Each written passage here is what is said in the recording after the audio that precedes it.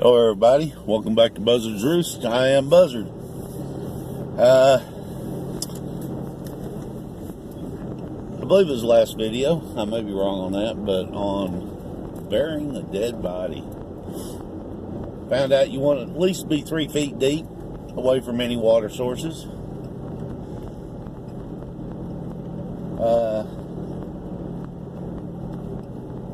Cremation, you're going to need a lot of wood for that. Anyway, that's why I told you I'd get back on that one. I had someone suggest on different ways to purify water. There's really not a whole lot of ways. Probably the most unusual one that I've heard or actually seen would be using moringa trees. It's said to purify water. But anyway, you got your basics. You got, boiling it, distilled, bleach, the little tablets that you put into water. I guess they're iodine tablets, if I remember correct. But on that subject, distilling water.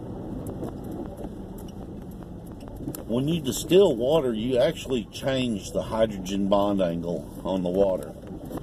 You widen it, which makes it harder for your body to absorb it. Short-term emergency, yeah, it'd be perfectly fine. It's kind of like using bleach. If all your water you drank had bleach in it, I'm sure it would build up and not be good for you. So, boiling water, filter your water before you use any kind of, like a mini Sawyer, if you can filter it, before you boil it, distill it. You always pre-filter it. It makes your primary filters last longer. So that covers water. Let's go in a little bit of food storage here. Yesterday on a live stream, I asked about if you was to take your rice, beans, corn, wheat, stuff like that, put them in your buckets, and then pour salt in your buckets. It would take up the airspace. It makes a natural, what is it called? Moisture absorber. Well, he didn't have the answer for it either. He didn't know. So I figured I'd put it out on the channel here. A lot of YouTubers that are subscribed to my channel have a lot bigger following than I do. And the reason I thought of the salt deal was back in the day, farmers used to put a layer of hay down, salt it, put a layer of hay down, salt it, and that was to draw the moisture out of the hay so it'd last longer. And then you look at preserving meat. You take a layer of salt, you take your meat, you rub it down with your salt, you fill all the cavities, holes, cuts, joints, anything like that with salt.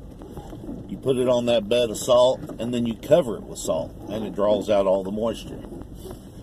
So I figured I'd ask for you guys to, and gals, to ask around on your pages or ask around your friends.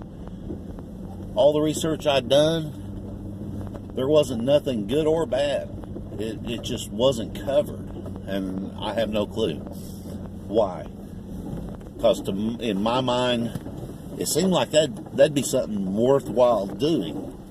So if you would, please get a hold of, ask your friends and subscribers, anyone that you can think of.